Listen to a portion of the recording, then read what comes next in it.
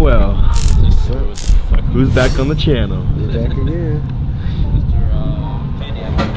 Yeah, I don't have a candy app this time. Actually, I drove this time. 14 hours. It's crazy. To go right back. What day is it? Wednesday. 13, yeah. Wednesday the 13th, we had to run. We're testing, getting ready for. Got one race on Friday with Zeus. He's giving me 1-1. I got another race with Bully on Saturday. He's supposed to be the fastest Camaro in the world. He's giving me the back time. So I woke up this morning like 4 or 5 a.m. Got on the road. It's 14 hours from Atlanta to the board shop. Got the board shop. He had already hit the road on the way to the rental with the car. So I had to play catch up, drive 100 miles per hour here. But luckily, we wound up pulling up at the same time. And now we're here with the car. We just did one test hit. The car didn't like the nitrous, so got Dylan on the tunes. He's doing a little tweaking. Now we'll go back in.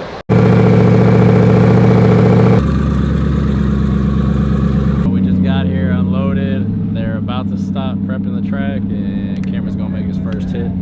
Do a little 330, see what happens, see how it likes it. Like I say, you got a whole new combination, so gotta make sure everything works, make sure everything's happy. We'll go up from there, and then after this, we'll pull the Camaro out and make it hit.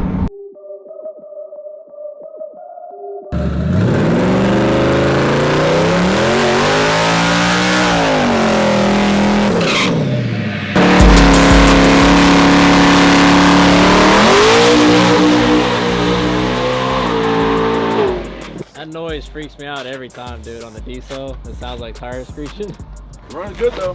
Yeah, he didn't make it to the two-step, but at least we can see. He just changed the converter, so at least we can see what the shift change is going to be. Good. How does that feel? Slow, but just make sure everything works good, make sure it leaves, no, it doesn't break up or anything. So New converter, right?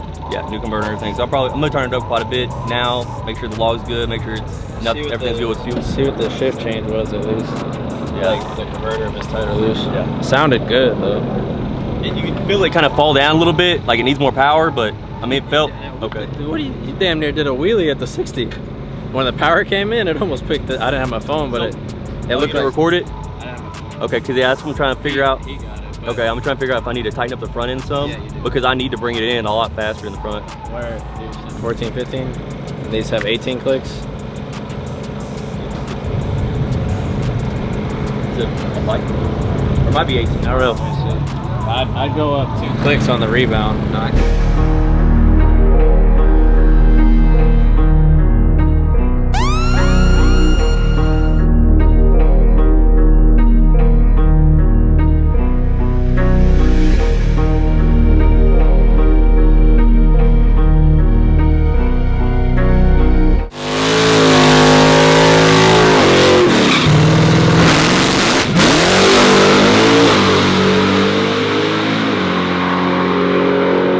We made our first passes with Cameron and G5's car. We turned down G5's car on the launch a little bit just to make sure that it would go down, because we didn't know what the track was going to end up being like. We ended up turning it down a little bit too much and actually went to negative timing on the launch. So my boy Dylan, he's going through the data log and he's making sure you know, everything's right. He's on board tuning it today, and we're gonna clean it up a little bit, make sure it doesn't go to negative timing this time, and actually slap it with some power on the starting line, and then we're gonna start bringing in the nitrous. So we haven't ran this car on nitrous yet.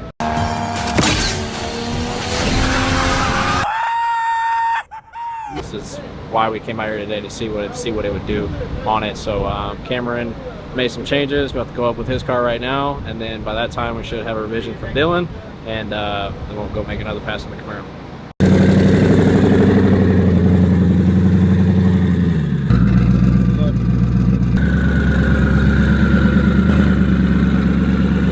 I was just telling him, I love Cameron car. Yeah. Tried to buy it one day. Drove all the way from where? No. Drove all the way from Atlanta to buy Cameron's car. And that same day, Cameron broke a axle, I think. And then I broke a transmission. Same day. He showed up, like as soon as he showed up, they were both broke. Did you even see it pass? No. Yeah, didn't even see it pass. He showed up right whenever it happened.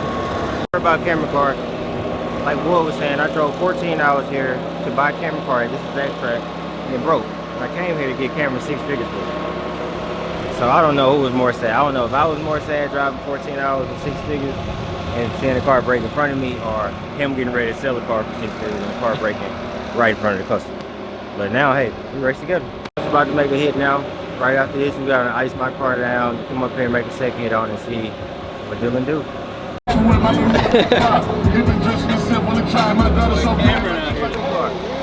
Real street car. We're certified street car. Street car.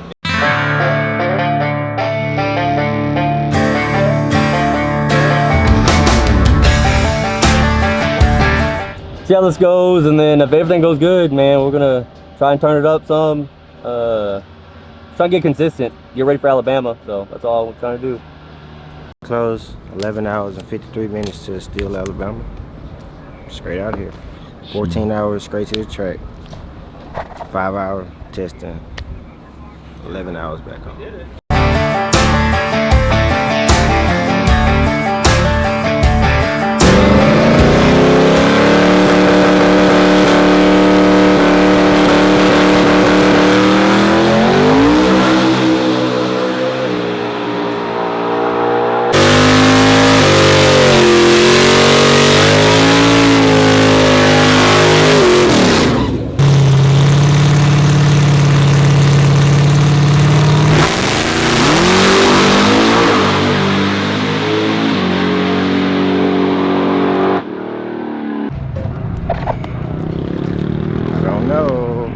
Gotta see if nitrogen came up. Alright, so we're about to go up for our third pass on the car. The first two, the first one we pulled way too much power out and it wasn't happy with it. The second one still pulled power out of it, but it was the same amount of power that we pulled out the first time we had the car out. So it should have went down, but the O2 sensors, one read that it was rich, the other one read that it was lean. So we may have an O2 sensor problem, but basically on this one what we're going to do is just give it a lot more power, because maybe last time we ran it was cooler and it was at nighttime, so the air was a little bit better. Maybe it's just not making the same amount of power that it was then, and all that matters. The air density, water grains, all that stuff all matters on this stuff, especially on a high horsepower combo. It's pretty technical, so we're going to give it a lot more power off the starting line this time. If it still leaves like a dud like it did on the first two, then it might be an O2 sensor problem, but fingers crossed, giving it some power, it's going to pull through and we'll actually get the pass we're looking for finally. He's won about seven Daytona 500s. This guy right here, probably one of the greatest Indy, NHRA, F1, drag race, soapbox derby car driver you've ever seen in your life. Do it all. Is that true? I do it all, baby. As long as it's got a seat and a steering wheel, I'm in.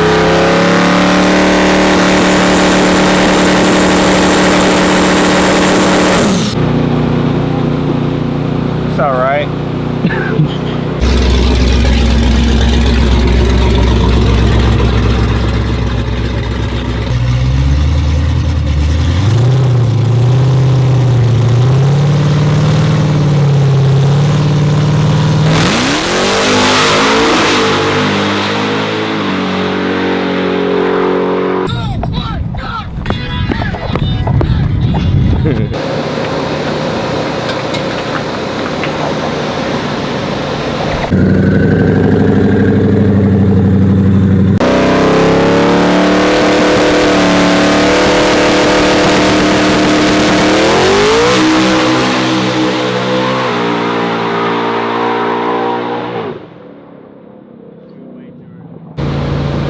pretty much we made our last pass and the car did a new PB, but it was just laid over really bad whenever it shifted into second gear. And basically what happened was this pulley broke. So you can actually see right here, it's cracked all the way down. So I'm not a blower guy. I don't know why I did that. But I have a bigger supercharger pulley, so we're gonna put it on there, and it'll be less boost, less power, but we'll put it on and we're about to see what it'll run on the big pulley. That way at least we could still go race if it goes fast enough, and we'll order another one. Yeah, I seen it. I was like, oh shit, maybe it's off balance. That's all. So you don't have to take those all the way out. Not all the way out. You just do that to break them loose so that it won't spin. It's just to put tension on it. That's all. Should be a lot easier.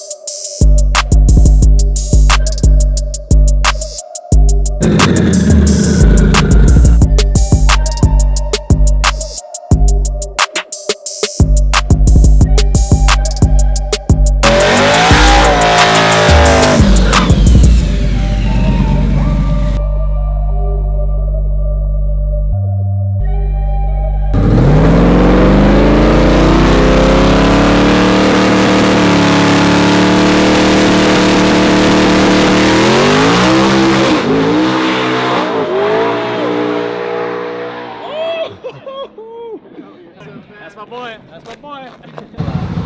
I haven't seen anybody else do that but me. At least he let his nuts drop.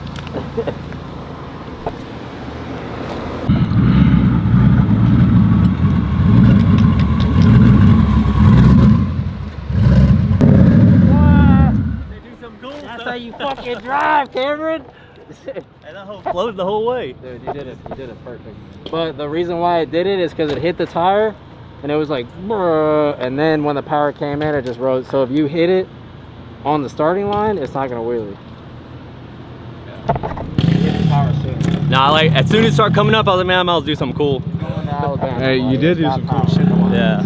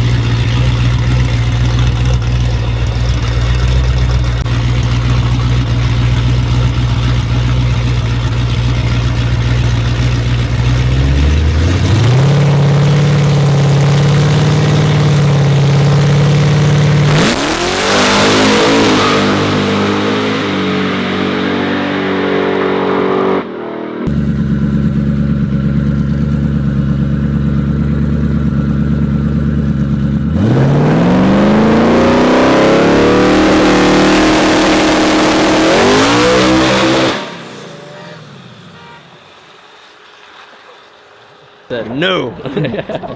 See, that just kicked away. I didn't know what he was trying to do. That street car life thought it was that motherfucker was going up. So he wasn't a bad guy. Need to tighten the front up even more. I think that's it though. That's all we got. That's it, right, Dean? Yep. All right. That's crazy. Street car life, baby. Dude, I had to put on speakerphone, 911, how may I help you, or what's your emergency? I'm like, I'm at the track right now. I'm good. We good. We Gucci. That's funny. God, dude, I was like, dude. That was fast, yeah. It wouldn't have been a full pass anyways, because it was going up and not coming down. But it left good. It left really good. God, dude. You definitely 60'd on the back tires. It left really, really good. It felt good. As soon as I saw the hazards and heard your horn, dude, I was like, yeah, I called 911. Look, as soon as it came up, I went to pedal and the car just shut off. I was like, dang. No, it probably thought you were in a rear end, like somebody hit you from the rear end. So, well, freaking been fighting demons all day, gremlins. Car's not leaving good. Been chipping away at it. Junior at Lund Racing's been kind of on it. Helped me out.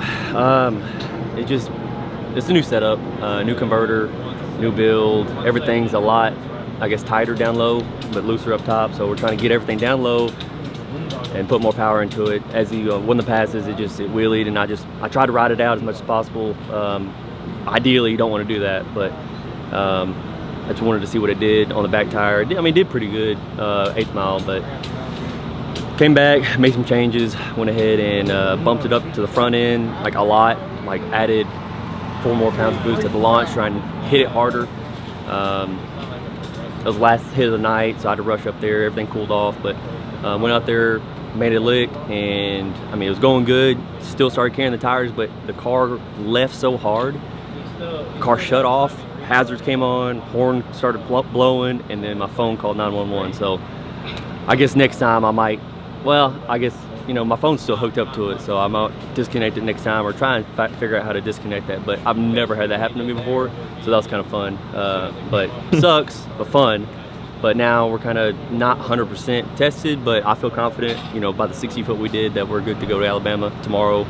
We'll go home, we'll throw some weights on it to help kind of ballast out the weight, get it loaded up, change some stuff, you know, get everything ready, wash her up, and put her on the trailer, and good to go. Not a bad track outing. We had a couple things happen to where we were trying to figure it out, but that's what testing's for. So not a bad outing for the second time out with the car. Cameron's getting the hang on things. It's not going as fast as he wants it to because he's having wheelie problems now, but we had power issues before that. So we got the power issues figured out on his car, and so we just need to keep the front end down, which that's easy. G5's car, we snapped that pulley or cracked it, so we put a bigger pulley on it that I had. So we're down 5 pounds of boost. The car's still going a lot faster than it did the first time out, but you know, we can only do so much on the pulley that we have. As far as from here, I think we're gonna take it back to the shop and address a few little things, and then I believe he's got a trailer on the way to go to Alabama. So from the looks of it, we're still going, and we're gonna get into some Grudge racing action. So on that note, that's gonna be it for this video. Like I said, I've been trying to keep action-packed videos for you guys, not a whole lot of talking, just more of just stuff for you guys to watch and be entertained. So the next 2 weeks is gonna be crazy with more testing, more races, and like I said, I'm gonna be doing I'll bring the camera with me, and I'll be filming all the Alabama trip and all the Grudge races that we got going on. It's gonna be absolutely insane, and it'll be a good time. So stay tuned, like, subscribe, and wait for some more content.